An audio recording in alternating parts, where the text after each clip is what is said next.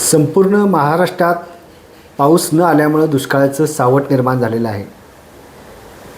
पाणीच नसल्याकारणानं शासनानं पिण्याचा पाण्याचा प्रश्न उपस्थित होऊ नये म्हणून नदीकाठात उपसाबंदी जाहीर केलेली आहे. या उपसाबंदीमध्ये पिकायचं सुद्धा अवघड होऊन झालेलं आहे. खरं तर शासन संभ्रमावस्थामध्ये पडलेलं आहे. एकीकडं नागरिकांच्या पिण्याच्या पाण्याची सोयीसाठी उपसाबंदी केली असताना दुसरीकडं शेतकरी मात्र चिंतेत पडलेला आहे.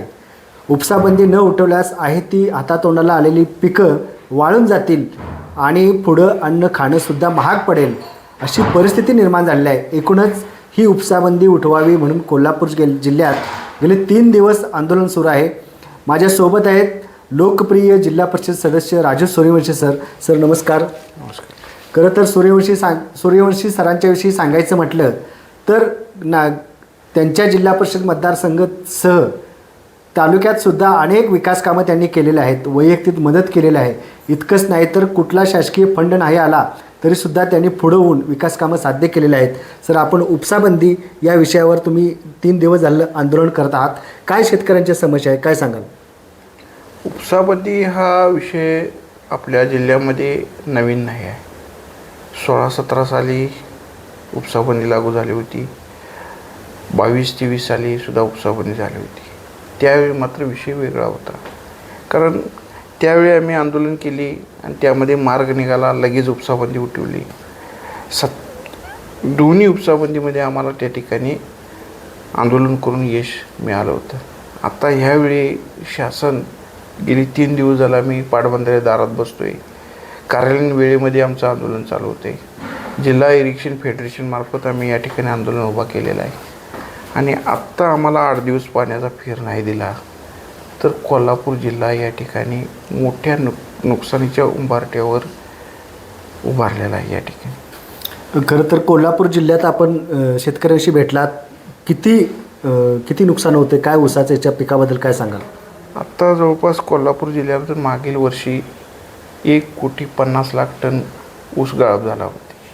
त्याची किंमत रुपयामध्ये जर केली तर हजारो कोटी रुपये या ठिकाणी कोल्हापूर जिल्ह्याचं म्हणजे शेतकऱ्यांचं नुकसान होणार आहे. आणि अगोदरच आमच्या शेतकऱ्यांचं कसं आहे की मागचं पीक कर्ज फेडायला पुढचा चेक काढावा लागतो. मगच शेतकऱ्यांना काही येणाऱ्या शेतीची मशागत असेल किंवा लागवडीचा खर्च असेल किंवा जुनी देणी असतील किंवा शैक्षणिक मुलांचा खर्च असेल त्याच्या फीज असतील ते आपण त्या चेकच्या रूपानं आम्ही भागवत असतो. आम्ही असा विचार करालो की शेतकऱ्यांना पीक कर्ज काढायलाच नको. त्या दृष्टीनं शेतकऱ्यांच्या जीवनात काही प्रगती करता येईल का त्यानुसार काय आपल्या या सामाजिक आमच्या राजकीय सामाजिक आम्ही जे काम करतो आहे त्या राजकीय कामकाजातून आम्हाला काय शेतकऱ्यांसाठी नवीन काही देता येईल का असं आमचा कामकाज चालू असतं आहे. शासनानं असं सांगितलेलं आहे की पिण्याचा पाण्याचा प्रश्न उपस्थित होऊ नये म्हणून उपसाबंदी केलेलं आहे. एकूणच तुम्ही या पांडव क्षेत्रामध्ये तुम्ही राहता, तुम्ही बघताय किंवा अनेक धरणाचा अंदाज घेतलेला आहे. नेमकं पाणी किती आहे ते कुठंपर्यंत जाईल आणि पावसाचा अंदाज याविषयी तुम्ही काय सांगाल? आत्ता परवा दिवशी जे आमचं ठिय्या आंदोलन झालं परवा दिवशीचा तो दिवशीमध्ये आम्हाला पाण्याचा साठा बघून पाटबंधारे विभागानं आम्हाला उपसाबंदी 3 दिवसाची उठवली होती. परंतु काही राजकीय यामध्ये किंवा पाण्याचा विषय पुढं आणला. पाटबंधारे महाराष्ट्र शासनानं या ठिकाणी कोल्हापूर जिल्हा पाटबंधारे विभागावर तात्काळ अंकुश आणला आणि तुम्ही उपसाबंदी उठवलं का त्या अधिकाऱ्यांचं त्या ठिकाणी निलंबन शोकाज नोटीस असतील किंवा निलंबनापर्यंत त्या ठिकाणी पुढं त्या ठिकाणी कारण झालेले आहेत. मग उपसाबंदी का उठवलं? पाण्याचा प्रश्न लोकांना पिण्याचं पाणी महत्त्वाचं असताना तुम्ही शेतकऱ्यांना पाणी का द्यायला नाही यामागे ती कारणं दाखवा नोटिसा काढल्या. परंतु विभागानं आपल्या अहवालामध्ये पाटबंधारे विभाग जलसंपदा विभागाला महाराष्ट्र शासनाला या ठिकाणी अहवाल पाठवण्यामध्ये असं सांगितले की 31 ऑगस्टपर्यंत पिण्यासाठी पाणी आणि 8 दिवस शेतीला पाणी देऊ शकतो एवढं धरणामध्ये पाणी कोल्हापूर जिल्ह्यामध्ये शिल्लक आहे. म्हणूनच आम्ही या ठिकाणी पिण्याचं पाणी रिझर्व ठेवून 8 दिवस शेतीला पाणी द्या अशी आमची रास्त मागणी घेऊन आम्ही पाटबंधाऱ्याच्या दारात या ठिकाणी 3 दिवस झालं बसलो आहे. आज आम्हाला परवानगी यायची होती की पाणी उचलण्यास परवानगी मी देतो म्हणून असं येथील अधिकाऱ्यांनी सांगितलं होतं, परंतु आजही या ठिकाणी आपल्याला परवानगी मिळाली नाही. त्यामुळं आज त्यात आणि एक घटना अशी घडली की उद्योगधंद्यांना पाणी उचलण्यासाठी या ठिकाणी परवानगी आज दिली. त्यामुळे तर शेतकऱ्यांच्या मनामध्ये तीव्र असंतोष निर्माण झाला आहे की आजच्या घडीला शेतीसाठी प्राधान्यक्रमानं पाणी द्यायला पाहिजे होतं. पिकं वळा लागल्यात, प्यायला पाणी तेवढंच महत्त्वाचं आहे आणि शेतीसाठी तेवढंच महत्त्वाचं आहे.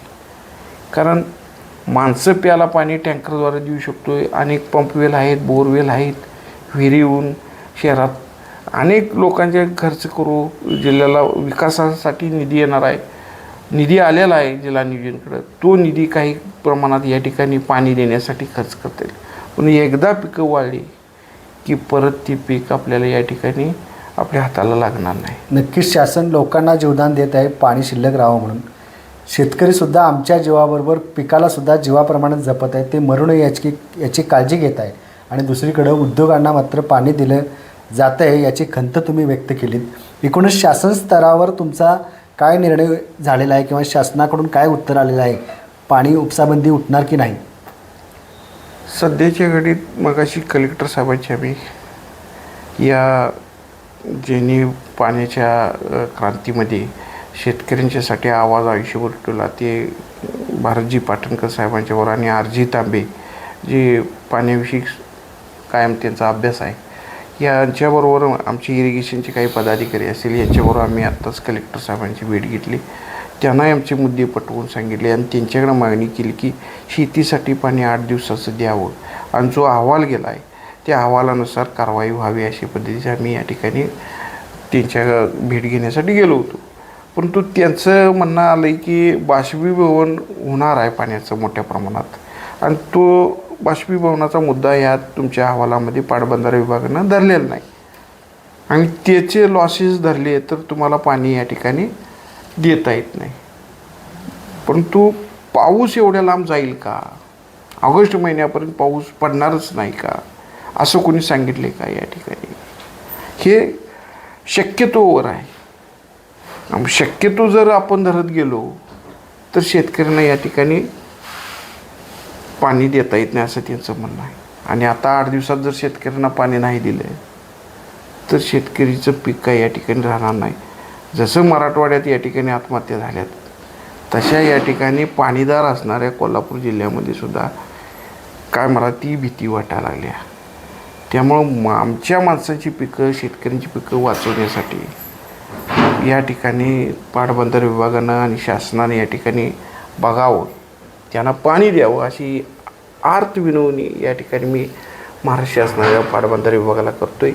पिण्यासाठी पिण्याचं पाणी काही करू, आम्हाला जो विकास निधी आला आहे, मी जिल्हा परिषद सदस्य या नात्यानं बोलतो आहे, तो निधी आम्हाला न देता एखादं विकास काम थांबलं तर चालेल, ह्या वर्षीचं विकास काम रस्ते थांबले तर चालतील, परंतु आत्ता शेतकऱ्यांना पाणी द्या. आम्ही बोर मारू, काही करू, त्यातनं विकास कामाचा निधीतून बोर मारून ते गावची पाण्याची व्यवस्था करू. आम्ही शेतकरी, आम्ही गावागावातनं आम्ही असं ठरवून बसलो आहे, नदीसनं घागरी आणून घेतो, पाण्याची बचत करतो, बांधकामं थांबवतो, दुसरं सर्व्हिसिंग सेंटर थांबवतो. खरं आम्हाला शेतीला पाणी द्यावं प्रामुख्यानं अशी आमची या ठिकाणी मागणी आहे. नक्की सर, आपण अगदी पोटतिडकीनं हा प्रश्न मांडलेला आहे. खरं तर कोल्हापूर जिल्ह्यात गतवर्षी मुसळधार पाऊस पडून अगदी मेला सुरुवात 12 मेला सुरुवात झाली, ऑक्टोबरपर्यंत पाऊस पडला. धरणं सर्व धरणं फुल भरले असताना या धरणाचं पाणी नेमकं गेलं कुठं किंवा ह्या पाणी मुबलक प्रमाणात साठा आपण करू शकलो का नाही, नेमकी पाण्याला कुठं गळती लागली याचा शासनाने विचार करावा. आणि एकूणच जी काही पाण्याची काळजी शासन करत आहे त्या शासनाला सुद्धा जिल्हा परिषद सदस्य सूर्यवंशी साहेब यांनी सांगितलेले आहे की आमची विकास कामाला निधी नसला तरी चालेल, मात्र तो रस्त्याचा आणि इतर कामाचा विकास कामाचा निधी पिण्याच्या पाण्यावर खर्च करूया, पण आत्ता मात्र जी काही पिकं वाळत आहेत त्या पिकांना पाणी द्यावं असं तुम्ही रास्त मागणी केलेलं आहे. नक्कीच या शासनाने याकडे लक्ष देऊन नेमका पाणीसाठा का होत नाही किंवा अशीच अडचण भविष्यात होणार नाही याची दक्षता घेतली तर मला असं वाटतं की आत्ता जी शेतकऱ्यांची तळमळीची मागणी आहे, उपसाबंदी उठवावी, शेती पिकाला पाणी मिळावं आणि शासनानंसुद्धा जनतेला पाणी पुरेल अशी जी काळजी घेतलेली आहे तीसुद्धा काळजी करावा. जनतेची काळजी करत असताना शेती पिकाचीसुद्धा काळजी करावी असं मी आवाहन करतो शासनाला. आणि आपलं आंदोलन आहे ते यश मिळून माणसाला जसं जीव वाचवण्यासाठी पाणी हवं आहे अगदी त्याच पद्धतीनं ज्या शेतकऱ्याचा जीव ऊसाच्या पिकात आहे किंवा शेतीच्या पिकात आहे तो सुद्धा जीव वाचवण्यासाठी शासनानं प्रयत्न करावं. प्रशांत चोयेकर, आवाज इंडिया, कोल्हापूर. धन्यवाद सर. नमस्कार.